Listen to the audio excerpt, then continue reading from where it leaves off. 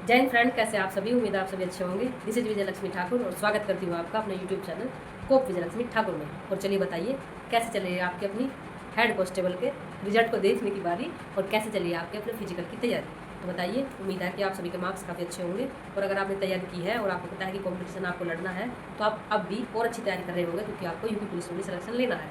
मैं कभी नहीं आपको बोलती कि आपको एक जगह पर रुकना है, क्योंकि आपको एक ठहरे हुए पानी की तरह एक जगह पे सड़ना नहीं है। आपको नदी की पवित्र धारा की तरह बहते रहना है। तो जो आपका हो गया वो हो गया, लेकिन अब आपको आगे तैयारी करनी है, क्योंकि ये तो हो गया आपका एग्जाम। इसमें तो आप जितना अच्छा स्कोर करना था आप कर पाए हो। और अगर आपको फिजिकल के लिए आई होप और भगवान करे कि आपका इसमें भी रिजल्ट में भी नाम आए, तो आप फिजिकल की अच्छी तैयारी कर सकते हैं। लेकिन आपके सामने उससे भी बेहतर जॉब खड़ी है, क्योंकि काम कोई छोटा बड़ा नहीं होता, लेकिन थोड़ा सा रैंक वाइज और सैलरी का अंतर होता है। अगर आपके सामने कोई मौका नहीं है और आपकी एज निकल गई है तो होमगार्ड भी आपके लिए अच्छी है, क्योंकि अदरवाइज आपको वो आने वाले भविष्य में जो भी वैकेंसी आएगी तो वो आपको 5% का कोटा दिलाएगी और आप आराम से सिलेक्शन ले सकते हैं। लेकिन अगर आपके पास मौका नहीं है और आप होमगार्ड का आप 25,000 में नहीं हो पाए हो, तो आपके लिए होमगार्ड भी अच्छी जॉब है। काम कोई छोटा है बड़ा नहीं होता, छोटी बड़ी हमारी सोच होती है। अगर आप प्राइवेट जॉब करते हो और आपको सैलरी भी टाइम पर नहीं मिलती है और आपको अपने मालिक की गालियाँ भी खाने को मिलती है, तो उससे बेहतर है सम्मान की जॉब बावर्दी आप अपने थाने पर काम करेंगे। और अब आपको हर जगह पे आपको पता है कि कप्तान सर ने भी आदेश दे दिया है कि होमगार्ड को भी पुलिस के बराबर ही सम्मान मिलेगा। आपको किसी भी नज़र से ऐसे नहीं देखा जाएगा कि आपका काम छोटा है। और होमगार्ड भी अच्छा काम करते हैं, क्योंकि हमारा पुलिस विभाग एक रूपता से बटा हुआ है, यानी सब एक समान रहते हैं, सब जवान हैं, सब पुलिस का हिस्सा है और सब काम करते हैं। हम भी अपने सीनियर को सल्यूट।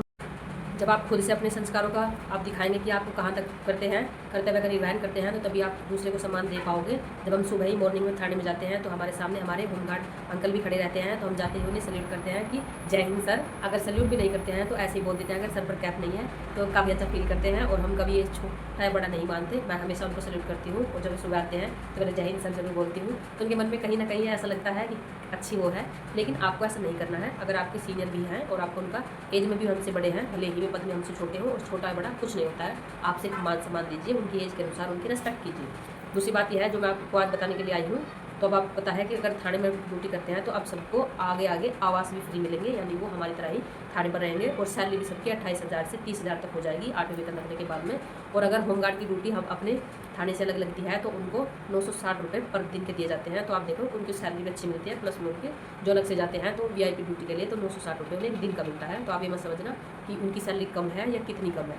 और अदरवाइज़ अगर आप VIP के पास में आपकी ड्यूटी है या कहीं आपको सरकारी आवास में अगर आपकी ड्यूटी है तो आपको वहाँ रहने के लिए मिलेगा और आपको अलग सुविधाएं भी दी जाएंगी। और जो बिजली का और ये सब किराया वगैरह है तो काफ़ी अच्छा उनको दिया जाता है। ये नहीं दिया जाता कि अगर ये हमारे साथ में रह रहे हैं तो इनको ये सुविधाएं नहीं दी जाएंगी, सबको सुविधाएं दी जाती है। सबसे बड़ी बात है मान सम्मान की। अगर आप अपने मेरी चीज़ें लाते हैं तो आपके लिए कोई छोटा बड़ा नहीं होता। तो ऐसे ही आप आइए, विभाग इतना बुरा नहीं है, हमारा विभाग काफ़ी अच्छा है।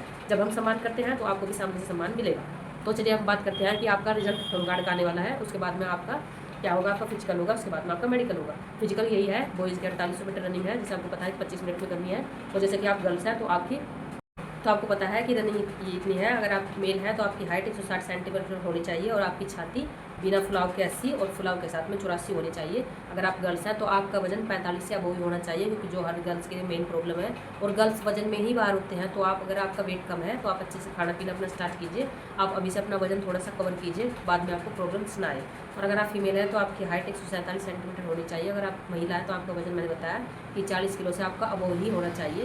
तो चलिए हम बात करते हैं आपके मेडिकल की। मेडिकल में स्टार्टिंग से शुरुआत करते हैं कि अगर आइज के आपका होगा मेडिकल तो आपको 6/6 आपको सही सही कर देना चाहिए। दूर दृष्टि दोष निकट दृष्टि दोष आपको नहीं होना चाहिए। अगर आपकी 6/9 भी है, 6/12 भी है, तब भी आप चल सकते हैं। अगर आप चश्मा भी पहनते हैं तब भी आपका हो जाएगा, अगर आपके इधर हुआ है। दूसरा है आपके वेरिकोज वेंस नहीं होनी चाहिए। आपने देखा होगा कि बहुत सारे जो हमारे बड़े हैं उनके पैरों में आपने देखा होगा टांग के यहाँ नसें उभरी हुई होती हैं, बहुत ज़्यादा ऐसा लगता है कि अजीब सी हो रखी है, जैसे किसी ने पकड़ के उनको खींच दिया हो। ऐसे होती हैं, ब्लू कलर की, बहुत ज़्यादा अलग से दिखाई देती है। आप अगर जानते नहीं हो तो उनको वेरिकोज वेंस बोलते हैं। वो हमारे डिपार्टमेंट में नहीं अलाउ है, लेकिन अगर आपको समथिंग कुछ अगर आपका होता है तो वो चल जाएगा। उसके बाद में आपको जो सबसे बड़ी समस्या होती है नोक नीज की। सबसे बड़ी बात बॉयज़ के अंदर ये प्रॉब्लम होती है कि बॉयज़ के अंदर नोक नीज होती है, उनसे बहुत ज़्यादा प्रॉब्लम होती है। ऐसे GD में अदरवाइज जिस वो है तो वहाँ पे सिलेक्शन होता भी नहीं है, नोक नीज में निकाल देते हैं। तो अगर आपकी नोक नीज है तो आप थोड़ा सा यूट्यूब पर सर्च करके आप थोड़ी एक्सरसाइज स्टार्ट कीजिए। और आप पिलो होता है हमारा तकिया, उसे आप कवर अप करके दोनों टांगों के बीच बांध कर अभी से अपना स्टार्ट कर दीजिए, अगर आपको थोड़ा सा भी नोक नीज है।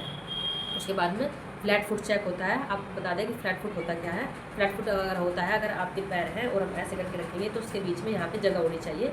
अगर जगह नहीं होती है तो आप, अगर आपको जांच करनी है कि आपको फ्लैट फुट नहीं है, तो आप एक काम कीजिएगा, जैसे आपका फर्श नॉर्मली होता है वहाँ पे आप पानी में पैर गीले करके उसके ऊपर रख के देखिएगा।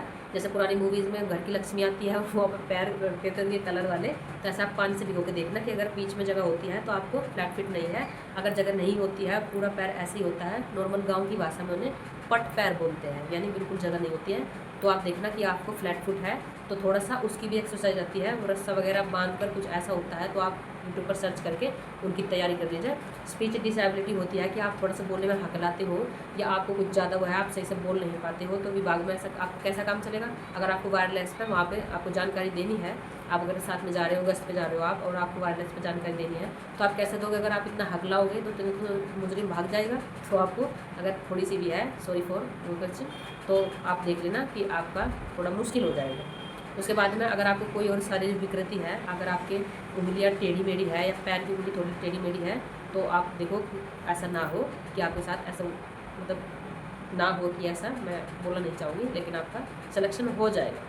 इतना ज़्यादा भी नहीं होता है मेडिकल। और आप देखोगे कि अगर आपको दूर दृष्टि दो से निकट दृष्टि दोष है तो उसमें थोड़ी सी प्रॉब्लम आएगी, क्योंकि सबसे बड़ी बात होती है कि अगर आपको सही से दिखाई नहीं देगा तो आप कैसे काम कर पाओगे। दूसरा है सबसे बड़ी प्रॉब्लम जो विभाग में आती है, कलर ब्लाइंडनेस।